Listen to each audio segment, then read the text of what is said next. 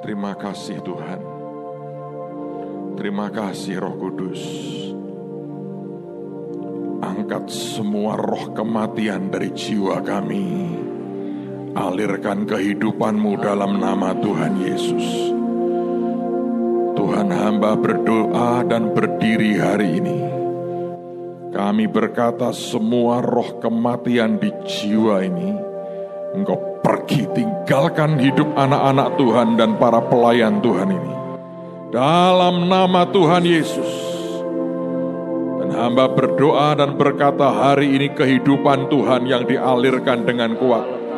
Kehidupan Tuhan yang masuk dalam hidup kami. Kehidupan Tuhan yang mengalir dengan kuat dalam hidup kami. Terima kasih Tuhan.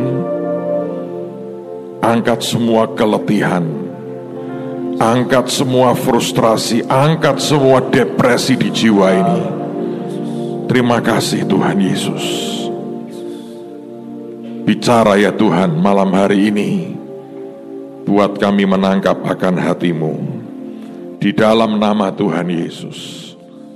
Semua yang siap diberkati berkata, amin. Silakan duduk dalam hadirat Tuhan. Saudara sekalian, sebelum kita belajar firman, saya ingin sampaikan satu pesan Tuhan yang sangat penting buat kehidupan kita. Beberapa waktu yang lalu Tuhan berkata begini, nak, sebenarnya ada banyak hamba-hambaku, anak-anakku, yang hari ini sudah tidak tahu apa yang harus mereka buat. Mereka hidup dalam sebuah keletihan. Mereka ingin teriak, mereka tidak bisa, sebagian tidak berani, sebagian mau teriak minta berhenti malu, dan kalau berhenti juga tidak tahu harus berbuat apa. Tapi untuk maju ke depan, mereka juga tidak tahu apa yang harus mereka lakukan. Dan Tuhan mengatakan, kalau tidak hati-hati, roh kematian rohani itu lebih mengerikan dari sekedar mati jasmani kita. Kalau orang mati jasmani dia selesai, tapi kalau mati di rohnya, mati di urapannya, mati di passionnya, itu nular kepada yang lain.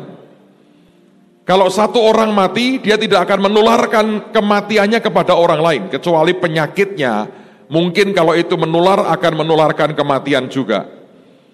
Tapi kematian dalam rohnya, kematian di karunianya, kematian di urapannya, kematian di passionnya, itu nular.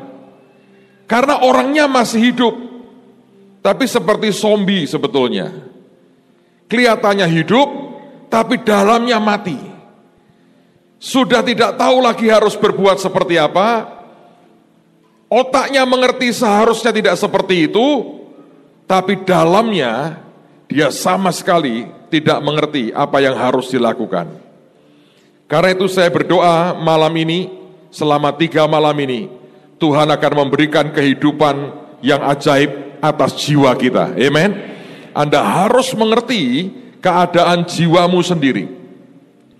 Dan kalau Anda merasa ini yang Anda rasakan, Anda harus minta Tuhan sungguh-sungguh berikan kehidupan yang real itu kembali, dan api Tuhan, cinta mula-mula itu kembali. Sebab kalau tidak, Anda akan hidup dalam sebuah keadaan yang sangat mengerikan, karena secara fisik Anda masih hidup, tapi dalammu sebetulnya sudah ada kematian. Kalau Anda sudah mulai bosan, Anda mulai jenuh, Anda mulai berpikir, bagaimana ya kalau aku break sebentar dengan semua yang ada?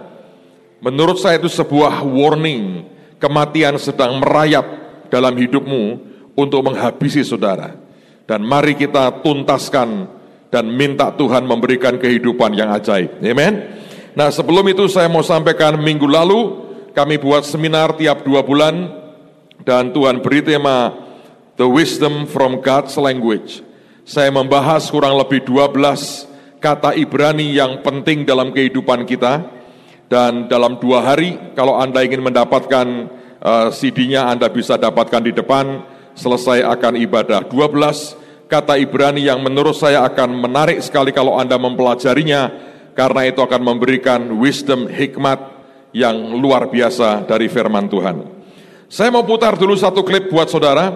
Kami baru selesai memberikan pembekalan kepada satu batalion tentara kita, Angkatan Darat yang di Semarang, dan mereka sekarang sudah sampai ke perbatasan dengan Papua Nugini.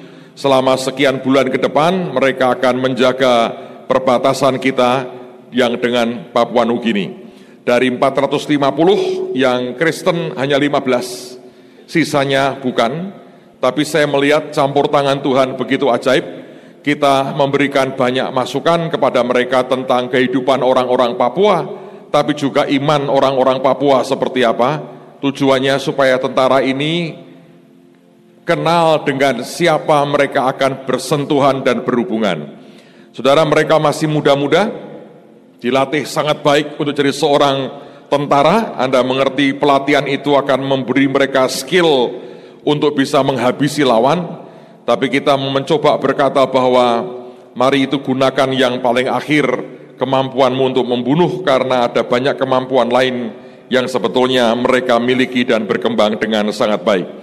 Dan saya mau tunjukkan akan klipnya, ini beberapa bagian yang kita kerjakan, dan saya berdoa kita akan lanjutkan terus. Hari Kamis selesai SHRK, pagi-pagi saya harus terbang ke Surabaya, ada ibadah dengan TNI di kota Surabaya. Dan tahun depan saya akan putar di beberapa kodam untuk melakukan hal yang sama. Saya percaya ini zaman yang ajaib, Tuhan akan menyentuh semua aspek kehidupan dari bangsa kita. Amin. Silakan diputarakan klipnya.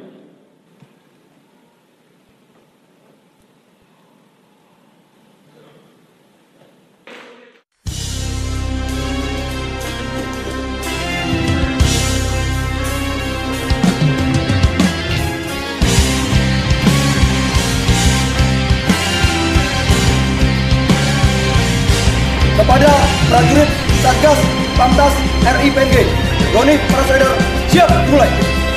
Lanjutkan. Hari makin gelap, hujan deras tercurah, tapi mentari kan terbit, pasti pelangi kan muncul sehabis hujan.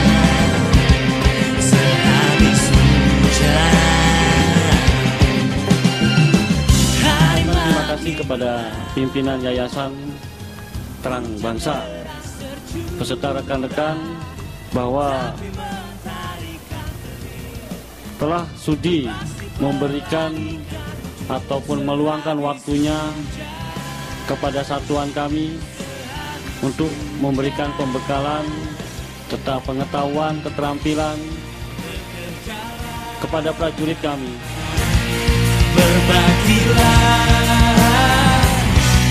jangan berhenti. Dan saya kira ini juga langkah yang positif untuk kita bersama, karena di sini kita tidak melihat siapa diri kita, namun kita melihat secara keseluruhan kita adalah bangsa Indonesia.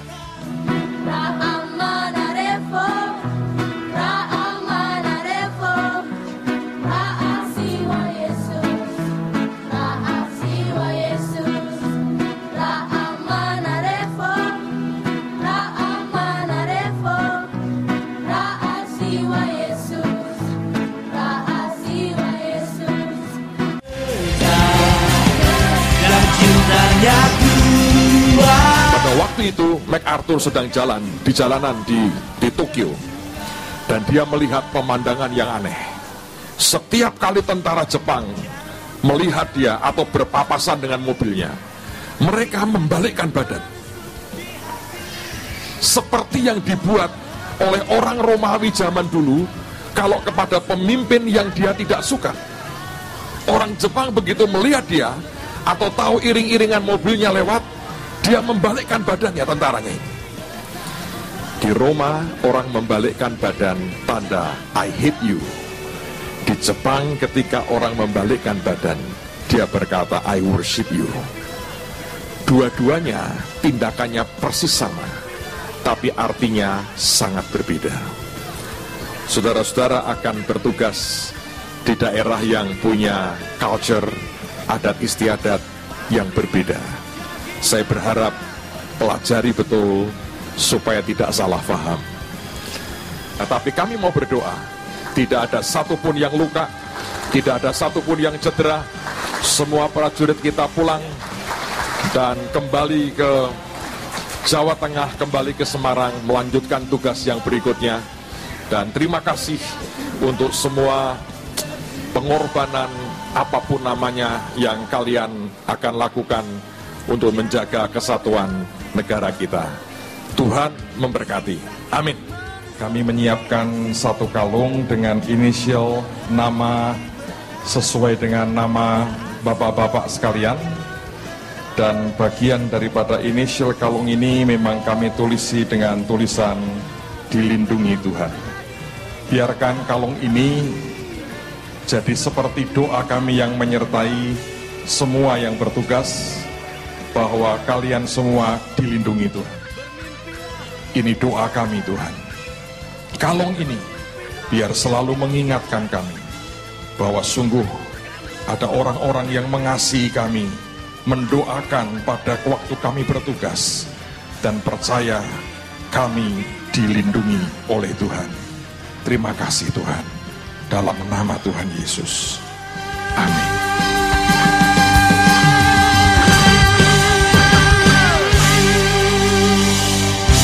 Tuhan sumber berkah, kasih dan damai-Nya, kelimpahan padakan, kelimpahan padakan.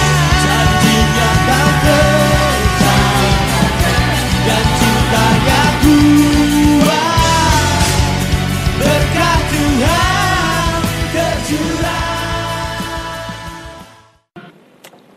Amen. Sabtu kemarin mereka diangkut dengan 4 Hercules dan sudah tiba di tempat tugas. Kita mendoakan kalau Tuhan izinkan Maret atau April kami akan ke sana dan buat KKR di Papua dan jadi berkat buat lebih banyak orang lagi. Saudara sekalian, di akhir tahun ini dan sampai dengan awal tahun depan ada beberapa hal yang harus dikerjakan juga. Kita akan buat beberapa ibadah dengan mereka dan juga bahkan kita diundang di Akademi Militer untuk buat Natal gabungan di Magelang. Bantu doa, ada banyak hal yang sebetulnya terbuka yang Tuhan berikan dan percayakan, dan saya berdoa kita akan lakukan sama-sama dalam anugerah Tuhan. Saudara, ini anugerah sebetulnya. Ada banyak orang yang mungkin punya kemampuan lebih, tapi kita bersyukur Tuhan memberikan buat kita untuk menyentuh salah satu elemen yang penting dari bangsa kita. Nah, saudara sekalian, malam ini saya mau ajak Anda melihat sebuah bagian fragmen dari hidup seorang nabi besar yang bernama Elia. Nabi ini adalah nabi yang sangat terkenal, tetapi dalam bagian hidupnya dia pernah mengalami masa yang paling gelap, masa yang paling di bawah, masa yang paling suram, dan masa hidup yang paling menyeramkan menurut saya. Di mana kita melihat seorang nabi yang begitu hebat sampai minta mati. Dan saya berdoa kita akan belajar sesuatu, beberapa poin penting pada malam ini. Mari kita lihat 1 Raja-Raja pasal yang ke-19, ayat yang pertama sampai dengan ayat yang ke-18. Saya berharap kita bisa selesaikan cukup banyak poin pada malam. 1 Raja-Raja 19, mulai ayat yang pertama. Ketika Ahab memberitahukan kepada Isabel segala yang dilakukan Elia, dan perihal Elia membunuh semua nabi itu dengan pedang, maka Isabel menyuruh seorang suruhan mengatakan kepada Elia, "Beginilah kiranya para Allah menghukum aku, bahkan lebih lagi daripada itu. Jika besok kira-kira pada waktu ini, aku tidak membuat nyawamu sama seperti nyawa salah seorang dari mereka itu. Maka takutlah ia," Alkitab mengatakan Elia takut, saudara. "Maka takutlah ia lalu bangkit dan pergi menyelamatkan nyawanya. Dan setelah sampai ke Beersheba yang termasuk wilayah Yehuda, ia meninggalkan bujangnya di sana. Tetapi ia sendiri masuk ke padang gurun sehari perjalanan jauhnya, lalu duduk di bawah sebuah pohon arar. Kemudian ia ingin mati, katanya, "Cukuplah itu sekarang ya Tuhan, ambillah nyawaku, sebab aku ini tidak lebih baik daripada nenek moyangku." Sesudah itu ia berbaring dan tidur di bawah pohon arar itu. Tetapi tiba-tiba seorang malaikat menyentuh dia serta berkata kepadanya, "Bangunlah, makanlah." Ketika ia melihat sekitarnya, maka pada sebelah kepalanya ada roti bakar dan sebuah kendi berisi air. Lalu ia makan dan minum, kemudian berbaring pula. Tetapi malaikat Tuhan datang untuk kedua kalinya dan menyentuh dia serta berkata, "Bangunlah, makanlah, sebab kalau tidak, perjalananmu nanti terlalu jauh bagimu." Maka bangunlah ia, lalu makan dan minum. Dan oleh kekuatan makanan itu ia berjalan 40 hari 40 malam lamanya sampai ke gunung Allah, yakni Gunung Horeb. Di sana masuklah ia ke dalam sebuah gua dan bermalam di situ. Maka firman Tuhan datang kepadanya demikian, "Apakah kerjamu di sini, hai Elia?" Jawabnya, "Aku bekerja segiat-giatnya bagi Tuhan Allah semesta alam, karena orang Israel meninggalkan perjanjianmu, meruntuhkan mezbah-mezbahmu, dan membunuh nabi-nabimu dengan pedang. Hanya aku seorang dirilah yang masih hidup, dan mereka ingin mencabut nyawaku." Lalu firman-Nya, "Keluarlah dan berdiri di atas gunung itu di hadapan Tuhan." Maka Tuhan lalu, angin besar dan kuat yang membelah gunung-gunung dan memecahkan bukit-bukit batu mendahului Tuhan. Tetapi tidak ada Tuhan dalam angin itu. Dan sesudah angin itu datanglah gempa, tetapi tidak ada Tuhan dalam gempa itu. Dan sesudah gempa itu datanglah api, tetapi tidak ada Tuhan dalam api itu. Dan sesudah api itu datanglah bunyi angin sepoi-sepoi basah. Segera sesudah Elia mendengarnya, ia menyelubungi mukanya dengan jubahnya, lalu pergi keluar dan berdiri di pintu gua itu. Maka datanglah suara kepadanya yang berbunyi, "Apakah kerjamu di sini, hai Elia?"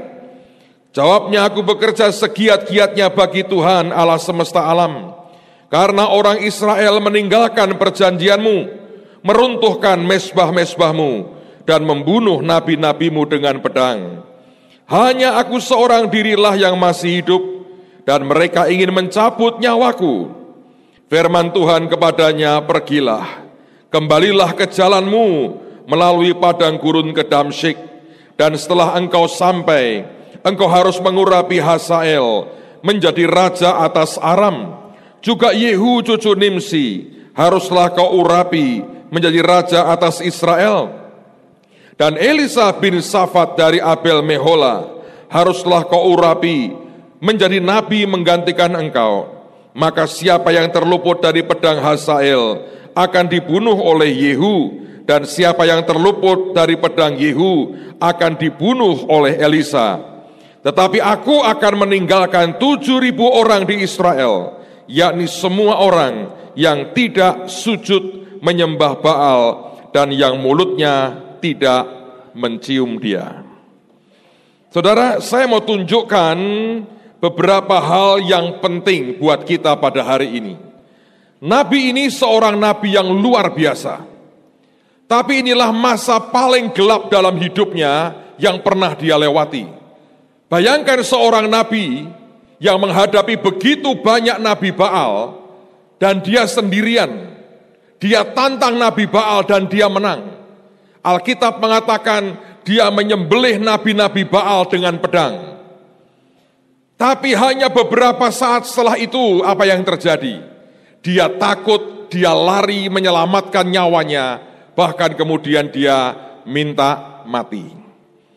Saya mau tunjukkan beberapa hal penting yang sekaligus pembelajaran ini merupakan sebuah warning, peringatan buat semua kita, terutama kita yang mencintai Tuhan dan yang melayani Dia. Saudara, yang pertama, coba dengarkan baik-baik. Kalau Anda membaca pada pasal 19 tadi, Anda akan melihat sesuatu yang aneh di sini. Saya izinkan saya membacakannya, kalau Anda punya New King James, akan lebih jelas lagi. Nah, ini pengertiannya. Saya baca langsung dalam bahasa Indonesia, nanti saya beri Anda mengerti di mana perbedaannya, apa pengertiannya. Alkitab mengatakan, dan Ahab memberitahukan Isabel apa yang telah Elia lakukan, dan juga bagaimana dia telah membunuh semua nabi-nabi itu dengan pedang. Nah, perhatikan. Lalu kemudian Isabel mengirim seorang utusan kepada Elia, dan utusannya itu berkata, saying. Coba berarti dulu. Isabel mengirim utusan dan berkata kepada Elia. Sekarang saya mau tanya, kalau ada orang berkata, Anda menangkapnya dengan apa? Hah? Dengan apa? Pendengaran toh? Karena orang berkata, saudara, kalau saya tanya kenapa Anda curiga, saya jebak saudara. Sering kali memang saya jebak, kadang-kadang tidak. Kali ini tidak, saudara. Lagi baik hati saya. Nah, dengerin baik-baik. Ketika seseorang itu berkata, maka kita harus mendengar, ya toh?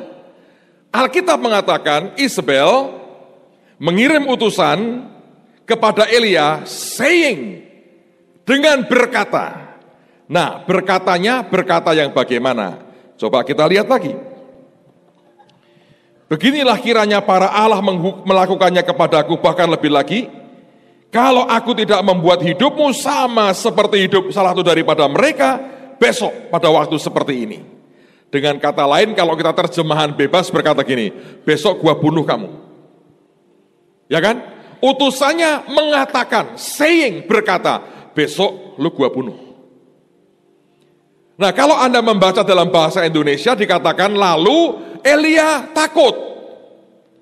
Nah, kata yang dipakai di sini sebetulnya punya dua pengertian.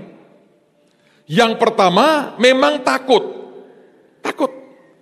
Dan Alkitab berkata dia berdiri, kabur, menyelamatkan nyawanya. Tetapi di samping kata takut, New King James menerjemahkannya dengan kalimat begini. Saya bacakan lagi.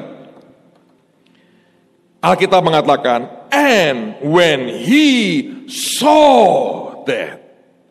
Pada waktu Elia melihat itu. Ini kan aneh toh. Coba saya ulang supaya Anda ngerti dan mudeng. Utusan Isabel saying, berkata, ngomong, besok gua bunuh kamu. Harusnya kan Alkitab mengatakan ketika Elia mendengar itu. Ya kan? Wong utusannya ngomong kok. Tapi Alkitab tidak mengatakan ketika Elia mendengar. Tapi Alkitab mengatakan ketika Elia melihat itu. Aneh kan? Bagaimana kok bisa seperti ini, Pak? Wong orangnya berkata kok responnya Elia melihat. Apa yang dia lihat? Dan itu rupanya yang membuat dia kemudian menjadi ketakutan. Nah, dengarkan penjelasan saya baik-baik, saudara. Segala sesuatu yang Anda biarkan bergeser dari telingamu sampai bergeser ke mata saudara, apapun itu akan terjadi. Saya ulang lagi. Apapun namanya, segala sesuatu yang Anda biarkan bergeser dari telinga saudara ke depan, sehingga matamu bisa melihat, itu akan terjadi. Baik itu hal yang buruk maupun hal yang baik. Saya beri contoh. Ada seorang ibu datang berkunjung ke rumah sakit, tengok temannya yang sakit. Katanya temannya sedang kritis, walaupun masih sadar. Dia bergegas ke rumah sakit dengan ibu-ibu yang lain, teman dari orang yang sakit ini. Ketika sampai di sana, lalu ditanya, "Lu kamu itu sakit apa?" Dengan terbata-bata temannya mengatakan, "Kanker payudara." Mendadak baru ketahuan sudah stadium hampir 4, 3B katanya. Sudah jelas, hampir mati. Lu awalnya gimana? Kok sampai engkau tidak lihat? Lu awalnya itu sederhana. Cuman cekot-cekot. Anda tahu cekot-cekot kan? Sakit cekot-cekot. Nah, temannya tidak menunjukkan cekot-cekot, enggak toh. Dia cuma cerita cekot-cekot. Kata-kata itu masuk ke telinga beliau-beliau ini. Lalu setelah ditengokin, didoain, dikuatin, mereka pulang. Nah, sepanjang dari mobil, biasa kan setelah masuk ke rumah sakit, mampir cari makan. Ibu-ibu ini pergi cari makan. Sepanjang jalan, mereka membahas tentang apa? Cekot-cekot. Sepanjang makan, bahasan mereka cuma satu. Apa itu? Cekot-cekot. Anda pintar sekali. Sampai kemudian, itu tervisualisasi. Pasti ketika mereka bicara cekot-cekot tidak membayangkan jempol mereka. Semua kemudian tervisualisasi. Dan tiba-tiba semua terdiam dan mulai merasakan. Yang seorang berkata, "Enggak, rasanya enggak, kita enggak. Enggak, kita enggak." Tapi malam tidur, besok pagi bangun. Dan tiba-tiba ada sebuah perasaan, bukan saudara, kali ini nyeri sedikit. Nah, masa langsung cekot-cekot, terlalu dramatis lah itulah. Nyeri sedikit. Dan begitu yang nyeri itu ada, dia berkata, "Waduh, ini tahap awal ini." Nanti menjelang sore, 5 ibu-ibu itu teleponan, "Kita cekot-cekot semuanya." Dari mana sebetulnya? Karena yang dari sini Anda biarkan geser ke depan. Itu yang terjadi pada Elia. Saudara, saya beritahu ya. Seringkali kalau kita lihat kan lagi heboh nih, ISIS nyembelih orang. Dipikir itu tidak goncang jiwa orang itu. Bohong. Anda membunuh orang. Itu itu masalah goncangan jiwamu itu besar. Saya pernah ketemu bekas tentara, saudara. Pernah perang. Dia ngomong gini, "Pak, saya ini badan gede begini. Saya ini bunuh banyak orang loh, Pak. Karena perang." Tapi dia berkata, "Saya sekarang ini, kalau tidur lampu harus nyala semua. Karena begitu gelap, wajah orang-orang yang pernah saya bunuh muncul di depan semua." Itu dampak ngerusak jiwanya, goncang jiwa, itu luar biasa. Sekarang bayangkan, saya nggak tahu berapa nabi yang dipotong, digorok oleh Elia. Dia lihat itu karena dia yang melakukannya. Lalu suara Isabel berkata, "Nasibmu akan sama seperti itu." Maka dia membayangkan Isabel datang dengan pisau dapur.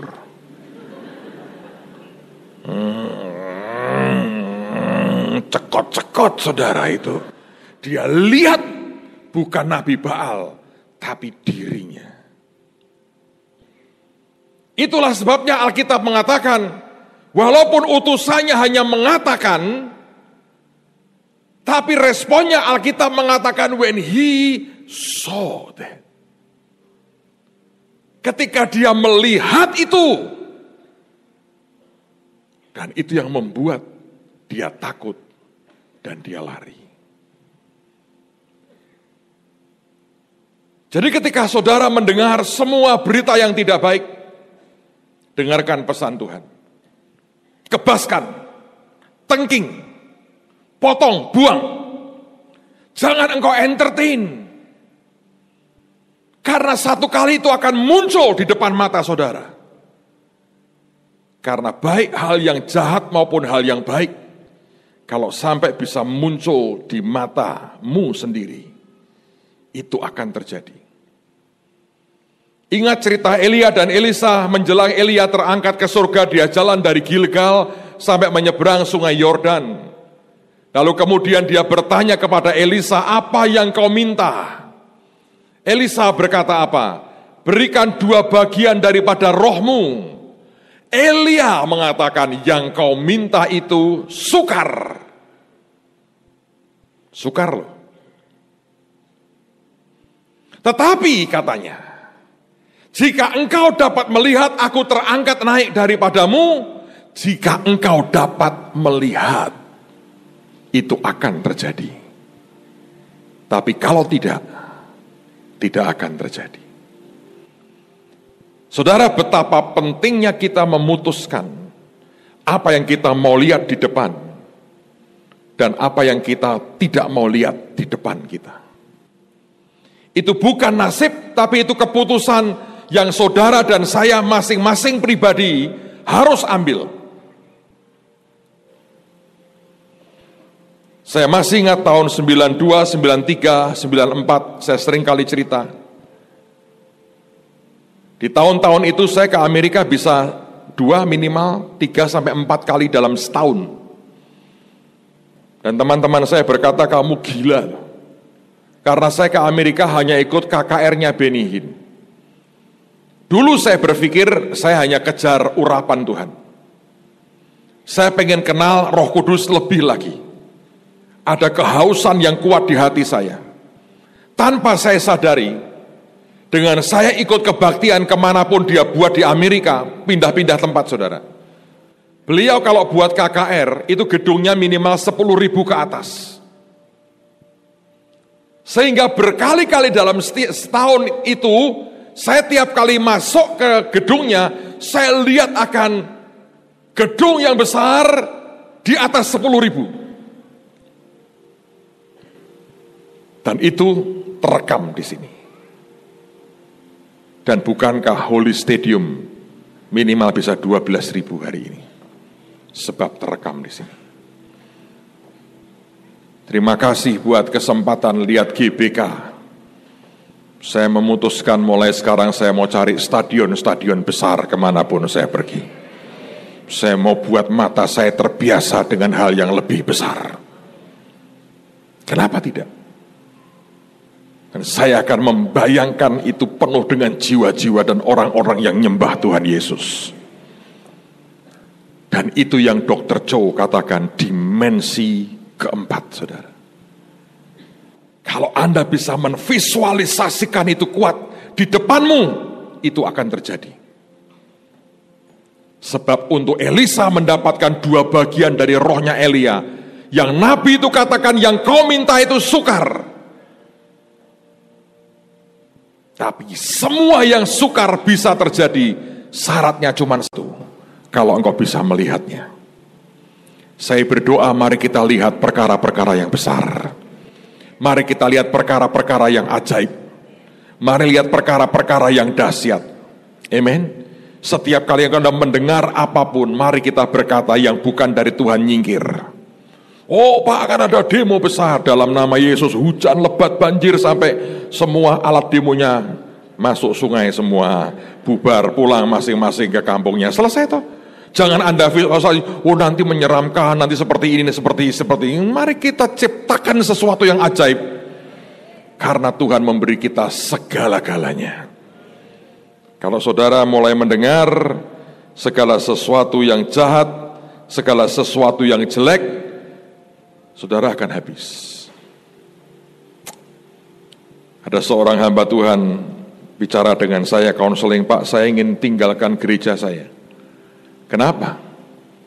Saya susah Pak, gereja kok rasanya makin turun.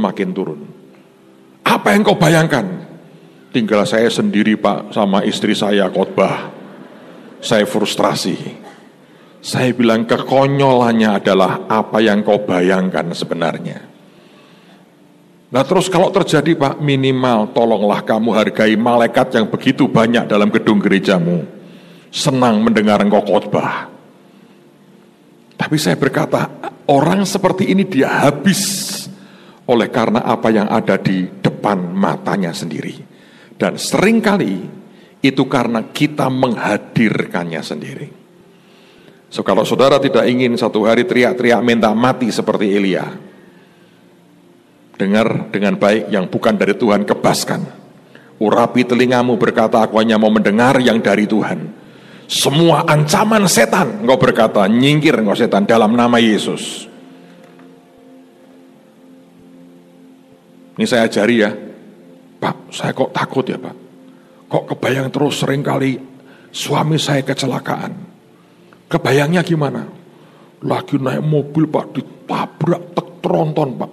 Oh salah bayangkannya. Pada waktu mau ditabrak, hadirkan malaikat di situ. Trontonnya digeser dengan cara malaikat. Terus tiba-tiba suamimu ditelepon, gajinya naik 10 kali lipat. Nah, itu lebih bagus saudara. Ngerti gak? Setan selalu ingin memberikan story, kisah dalam hidupmu. Coba diedit. Lalu kemudian setannya meraung-raung karena usahanya gagal dan berkata, sakitnya di sini gua gagal katanya. Edit saudara, tolong. Semua cerita setan jangan ditelan mentah. Amen. Diedit. Pak, saya dengar akan ini. Pak, saya dengar Pak Ahok di demo. Anda bayangkan yang berbeda. Ternyata Pak, demo masa. Edit ceritanya saudara. Jangan Anda biarkan itu di depan mata saudara. Apapun yang orang katakan negatif, Anda harus belajar mengubahnya jadi luar biasa. Sebab ini bahaya sekali. Kalau sudah geser di depan sini, masalah loh saudara. Kalau nabi besar seperti Elia aja ketakutan dengan bayangannya sendiri, kita harus waspada. Amen. Oke, sekarang yang kedua. Kalau Anda membaca ayat tadi, ada sebuah catatan yang luar biasa sebetulnya.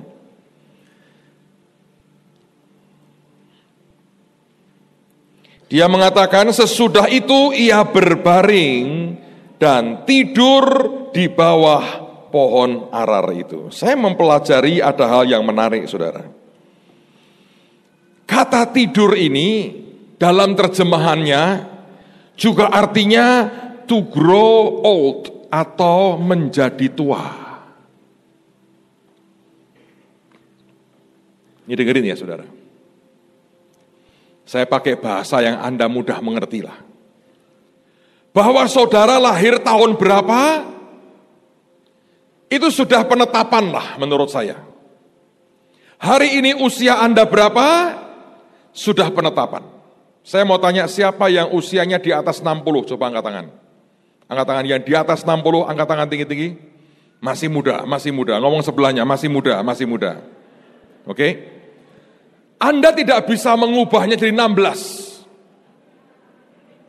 Kita bisa berdoa yang kelebihan berat badan, kita katakan fatnya dibakar, bisa. Yang kurang tinggi kita minta naik, bisa. Tapi 60 jadi 16, kebangetan saudara. Nggak bisa itu. Bahwa secara usia, semua kita makin bertambah. Kadang-kadang kejam juga, opa-opa usia 80, dibelikan roti tart gede dengan 80 lilin kecil-kecil. Dia suruh niup semuanya, kadang-kadang sadis saudara. Bahwa Anda dan saya makin tahun ketika usia jasmani ini makin bertambah, kita nggak bisa menghindari itu. Tetapi sebetulnya anak-anak Tuhan makin bertambah umurnya bukan makin menua. Tapi sebetulnya apa Pak? Hikmatnya makin hebat. Pengalamannya makin luar biasa. Urapannya makin tebal. Karunianya makin banyak. Kekayaannya makin limpah. Kemampuan mengatasi masalahnya makin cepat. Amen. Artinya bahasa saya, lu makin tua harus makin sakti. Coba ngomong sebelahmu, makin sakti. Waktu muda, jalan di atas tanah. Makin sakti, melayang di atas daun. Iya kan? Menurut saya seharusnya begitu. Dulu ada orang berkata gini, Pak, dulu saya ya Pak, sebulan itu, yang kalau 50 juta itu enteng Pak. Sekarang saya sudah tua Pak. 5 juta aja ngos-ngosan. Lah itu makin tua, menua Anda. Bukan makin sakti, makin parah itu. Tapi kan Alkitab berkata begini Pak, dahulu aku muda, sekarang jadi tua. Mari kita lihat ayatnya. Mazmur 37. Mazmur 37. Lihat pada ayat 25 dan 26. Dahulu aku muda, sekarang telah menjadi tua. Tetapi tidak pernah kulihat orang benar ditinggalkannya, atau anak cucunya meminta-minta roti. Tiap hari ia menaruh belas kasihan dan memberi pinjaman, dan anak cucunya menjadi berkat. Loh Pak, ini menjadi tua.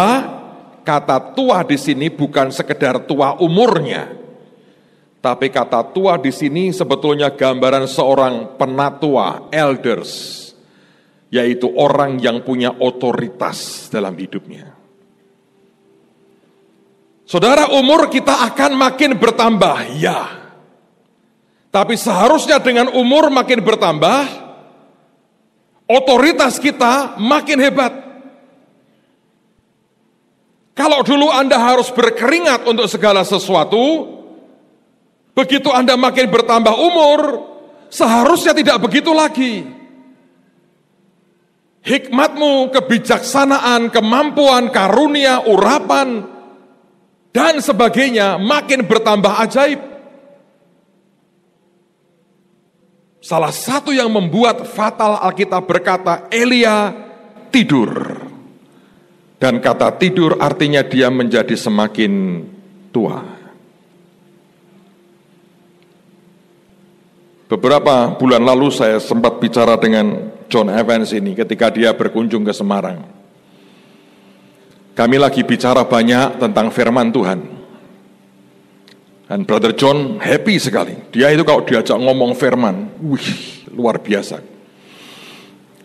Lalu kemudian dia ngomong sama saya, nanti ya, kalau aku datang lagi aku mau ambil waktu 2 hari khusus berdua dengan kamu. Orang lain tidak boleh masuk.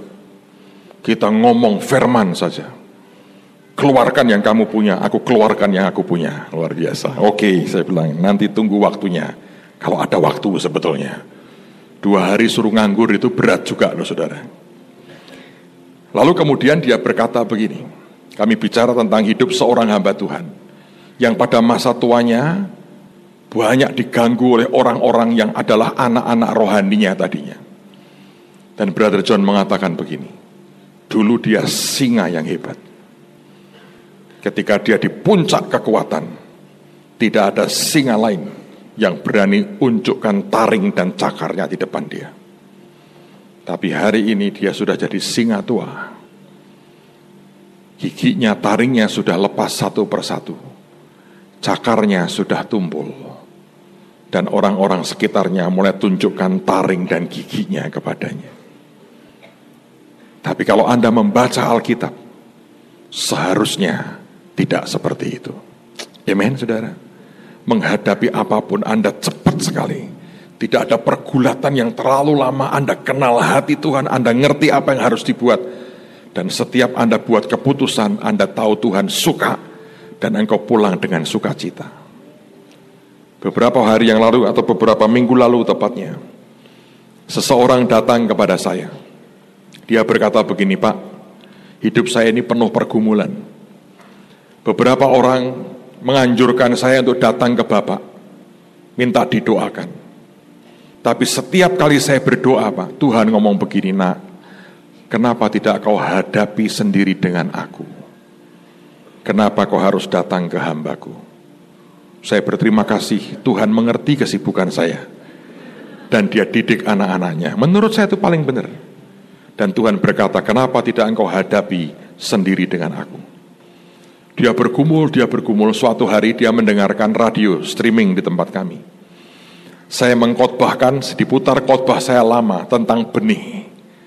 Bagaimana orang-orang Mesir itu minta roti, minta gandum, minta bahan makanan, tapi tidak pernah mereka minta benih. Akibatnya mereka konsumtif semua, dan mereka makan semua, dan akhirnya habis, hartanya habis, tanahnya habis, semuanya habis. Terakhir setelah habis semua baru mereka sadar, mereka perlu minta benih. Dan hari itu ada rema Tuhan, minta benih, nak. Dia berdoa, saudara, Tuhan, aku minta benih. Dan dia sebut angka sebetulnya. Dan angka itu besar, saudara. Dia sebut angka sekian ratus juta rupiah. Dan dia mengatakan, Pak, dalam waktu 1 minggu, angka yang saya sebut itu datang, Pak. Masuk di rekening saya. Dan pada waktu masuk, Roh Kudus mengatakan, itu benih loh, nak. Dan saya sadar, Pak, itu benih. Pada waktu dia datang ke saya, dia bawa 1 box yang dihias bagus sekali. Dia tenteng box yang bagus sekali. Saya berpikir itu roti buat saya. Kadang-kadang hamba Tuhan terlalu GR, saudara. Dia tidak bawa roti buat saya. Ada box yang dihias bagus, dia tenteng. Lalu selama dia cerita, saya berdoa ke Tuhan, saya tanya Roh Kudus, Tuhan, orang ini tujuannya apa? Saudara, kalau Anda makin kenal dengan Tuhan, tiba-tiba ada satu kilatan pengertian, Anda langsung tahu apa yang dia akan kerjakan dan apa yang harus jadi respon buat kita. Begitu dia cerita begitu, Tuhan ngomong begini, itu box bukan roti, duit. Duit, Tuhan, duit. Kok nggak bau, ditutup. Uang itu bau, tahu nggak? Bau uang, saudara. Dan Tuhan berkata, kamu lihat nanti, itu dia mau taburin ke kamu, sebab dia minta benih. Detik itu, Anda harus cek di hati. Saya tidak ada gereng, ya tidak ada, bergetar ya tidak ada, tsunami juga nggak ada, saudara. Itu uang banyak loh, beneran banyak, ratusan juta. Saya bilang, Tuhan, maumu apa? Tuhan ngomong, dengerin dulu. Terus dia cerita, tadi pagi, Pak, saya ke bank, saya ambil semua uangnya, dan saya memutuskan, ini saya mau tabur semua. Saya dengar firman dari Bapak, saya datang ke Bapak, saya mau tabur semua. Dan dia sorongkan box bagus itu, persis yang Tuhan ngomong, bukan roti ternyata. Dia sorongkan ke depan saya, uang kontan ratusan juta. Dan pada waktu dia sorongkan ini, Roh Kudus berkata, cepat sekali itu, saudara. Nah, rumah Tuhan, hamba Tuhan, 10%. Sisanya Tuhan, balikin ke dia. Buat kerja. Bilang, buat kerja. Nanti aku berkati dia. Begitu dia sorongkan, belum nyampe di depan saya tahan di tengah. Saya bilang stop. Tuhan baru ngomong ke saya, 10% saja. Sisanya kau bawa pulang, buat kerja. Tiba-tiba itu air mata ngalir gak ditahan, saudara. Nangis di depan saya. Dia pulang bahagia, saya lebih berbahagia lagi. Karena aku mendengar suaranya. Tidak ada tarik-menarik di jiwa saya. Saya bersyukur banget. Tidak ada tarik-menarik di jiwa. Saya tahu yang Tuhan perintahkan, saya lakukan dan dia bahagia. Saya percaya hidupnya diberkati Tuhan. Amin, saudara. Mari jangan menjadi lebih tua. Kita mungkin perlu kacamata, tapi kita harus makin sakti. Amin. Karunia makin ajaib, hatimu melekat ke Tuhan, tidak terikat dengan harta, belajar makin peka, mendengar apa yang dia katakan. Saudara akan lihat Tuhan disenangkan lewat hidup kita. Yang percaya katakan amin. Saya akan masuk poin yang ketiga. Coba saya baca dulu dalam bahasa Indonesianya. Alkitab mengatakan sesuatu yang menarik. Dia mengatakan bahwa dia meninggalkan bujangnya di sana, tetapi ia sendiri masuk ke padang gurun sehari perjalanan jauhnya, lalu duduk di bawah sebuah pohon arar. Kemudian ia ingin mati, katanya, cukuplah itu sekarang ya Tuhan, ambillah nyawaku. Perhatikan kata cukuplah itu.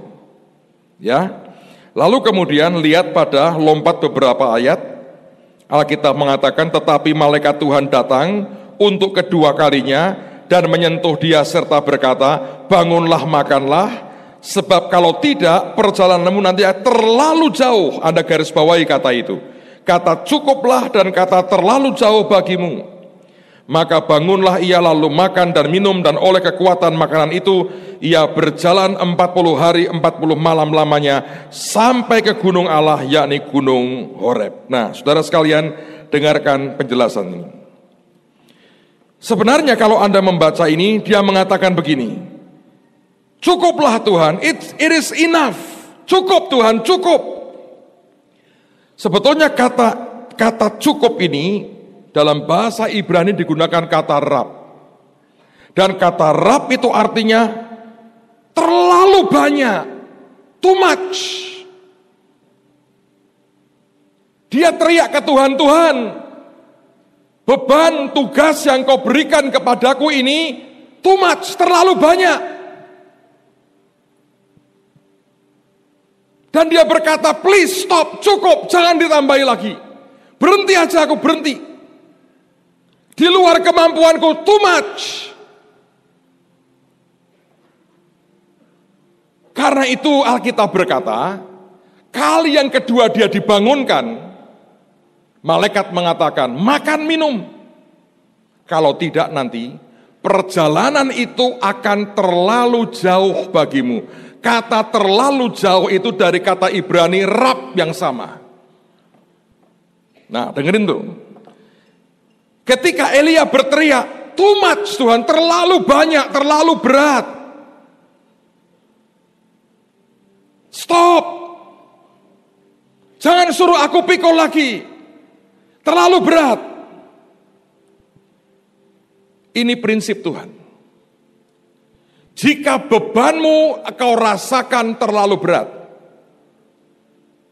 bagi Tuhan, kalau Anda masih mengizinkan dia kerja lewat hidupmu, jangan pernah minta engkau dikurangi beban, tapi tambahi kekuatanmu. Saya ulang lagi. Elia berkata, too much, terlalu banyak Tuhan. Terlalu berat, too much. Stop. Tuhan tidak langsung berkata, oke, mati, pulang aja, selesai. Tapi Tuhan memberi dia 2 kali makanan dengan berkata, kalau kamu tidak makan ini, akan rap, akan too much. Perjalananmu akan terlalu berat. Yang dikurangi, Tuhan tidak mengurangi bebannya. Tapi Tuhan menambahi kekuatannya. Karena Alkitab mengatakan dengan kekuatan roti yang dia makan itu, dia bisa jalan 40 hari 40 malam sampai ke Gunung Horeb. Dan saya mau katakan buat saudara, itu prinsipnya Tuhan. Ketika penindasan di Mesir terlalu mengerikan, dan semua orang Israel menjerit dan jeritan mereka sampai ke tahta Tuhan. Alkitab berkata, tidak pernah Alkitab berkata maaf, maka Tuhan menyambar Firaun dengan petir sampai berkeping-keping. Dan selesailah penderitaan orang Israel. Tidak. Dari pihak orang Israel ditambahi kekuatan. Diinjeksi dengan satu orang namanya Musa dengan tongkat Allah di tangannya. Beban orang Israel memang makin berat.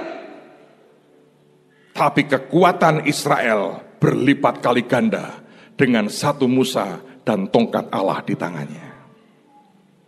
Ini prinsip Tuhan, saudara. Kalau engkau sedang menjalani kehidupan yang berat, percayalah kalau engkau ingin berkenan di hadapan Tuhan, jangan berteriak, kurangi bebanku Tuhan. Tapi harusnya engkau berkata, tambahi kekuatanku Tuhan. Ketika penjajahan Filistin sudah makin menggila, Tuhan tidak membelah akan bumi sehingga semua orang Filistin dimasukkan ke bumi dan ditutup lagi, walaupun dia pernah melakukan itu dan bisa. Bebannya tidak diambil. Tapi Tuhan injek satu orang di antara orang Israel, namanya Simson. Dan tiba-tiba perbandingan kekuatannya berubah dengan drastis. Saudara bisa mengerti itu? Hari ini kalau saudara punya masalah pergumulan apapun, berhenti teriak-teriak dengan Tuhan. Tuhan mengerti. Ngomong ke Tuhan apa adanya dan berkata, Tuhan, tambahi kekuatan. Anda mungkin perlu puasa lebih banyak, Anda mungkin perlu baca Alkitab lebih banyak, Anda mungkin perlu memberi lebih banyak, Anda mungkin perlu bicara dengan Tuhan lebih banyak, atau mendengar suaranya lebih banyak. Bahkan Anda mungkin perlu menolong orang lain lebih banyak, dan memberkati orang lain lebih banyak lagi. Sebab prinsip Tuhan adalah Dia tidak akan mengurangi apa yang Dia tetapkan, karena Tuhan mau Anda lulus dengan baik. Ada ilustrasi menarik. Ada dua orang diperintahkan oleh raja dengan berkata, kamu naik ke bukit itu. Dan sampai di puncak, kamu akan melihat harta yang berlimpah dan dahsyat. Berlian yang seperti gunung. Barang siapa bisa mencapai itu, kalian akan boleh menikmatinya, semua milikmu. Oh baik, kami siap naik. Maka raja itu berkata, tidak sekarang. Kamu tidak boleh hanya naik dengan tangan kosong begini. Rupanya masing-masing disuruh mikul satu salib yang panjang. Kamu seret salib ini sampai ke atas. Kamu boleh modifikasi caramu seperti apapun, mau nyeret dari depan, mau didorong dari belakang, terserah. Pokoknya buat salib ini sampai ke atas. Maka dua orang ini berjalan sambil dia pikul salib yang berat dan panjang itu. Ketika keadaan makin berat, yang pertama berkata, aku letih. Aku mau istirahat. Aku mau makan dulu. Mungkin aku akan tambah kekuatan. Tapi yang seorang berkata, engkau bodoh. Ini salib terlalu panjang. Dulu zaman Yesus juga enggak sepanjang ini. Aku mau potong dikit. Mengurangi akan beban. Maka dia potong sedikit. Bos juga tidak akan lihat. Berdua mereka jalan lagi. Beberapa saat makin berat keadaannya karena makin menanjak. Yang si A berkata, aku harus berhenti sebentar. Ngatur nafas. Yang si B berkata, ngatur nafas ya ngatur nafas. Tapi kekuatan kita makin gak bisa ini. Dia berkata begini, aku potong sedikit lagi. Lalu mereka jalan lagi. Sampai di pertengahan berat sekali. Yang pertama berkata, aku harus berhenti sebentar. Aku gak tahan. Yang B berkata, ya jelas toh.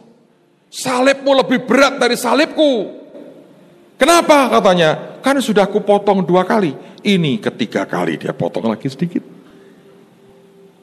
Tidak ada yang lihat. Tidak ada juri. Tidak ada pengawas. Lalu kemudian mereka jalan lagi. Dan kali ini betul-betul berat sekali. Sampai yang pertama itu hampir pingsan. Tapi yang kedua jauh kelihatan lebih segar. Si A berkata, kenapa kamu lebih segar? Si B berkata, sebab kamu bodoh, aku pintar. Kan tidak dikatakan apa-apa toh. Pokoknya bawa ini sampai ke atas kan perintahnya. Iya. Aku mau potong lagi ke 4 kali katanya. Sehingga makin lama, salibnya si B makin pendek. Yang si A tetap panjang dan berat. Dan akhirnya apa yang terjadi? Mereka sampai di puncak. Dan begitu sampai di puncak mereka kaget, tidak ada berlian di situ. Yang ada cuma jurang yang tajam sekali. Tapi di seberang sana, tidak terlalu jauh. Di situ ada seseorang. Raja sudah menunggu di situ dengan gunung berlian. Dan raja berkata, kalian hebat sampai ke puncak. Tinggal 1 terakhir, ayo ke sini, menyeberang, ambil gunung berlian ini. Dan mereka berkata, raja, ada jurang, walaupun tidak terlalu lebar, memisahkan aku dengan Anda di situ. Raja berkata, kalau aku memberi tugas, tidak pernah aku berpikir engkau akan gagal dengan tugasmu. Salib itu jadikan jembatan. Oh iya katanya. Yang pertama berkata dia naikkan salib, dia turunkan. Dan bom sampai ke seberang. Raja berkata lari. Dia naik, dia meniti salib itu dan sampai ke seberang. Dan tiba-tiba raja nendang salib itu jatuh ke jurang. Orang kedua, bagaimana dengan aku? Sama aku berikan kau jembatan. Ayo lemparkan ke sini ujungnya. Dan dia sadar saudara, sudah terlalu pendek untuk jadi jembatan. Raja ulurkan dari sana. Bukan begitu rule of the game-nya. Semua salib yang aku suruh engkau pikul, itu jembatan untuk engkau menikmati kemuliaan yang aku sediakan. Amen, saudara. Saya tidak melarang Anda pakai salib di sini, pakai salib di sini. Atau di sini. Agak menjijikkan kalau di sini ya, kasihan Tuhan Yesus.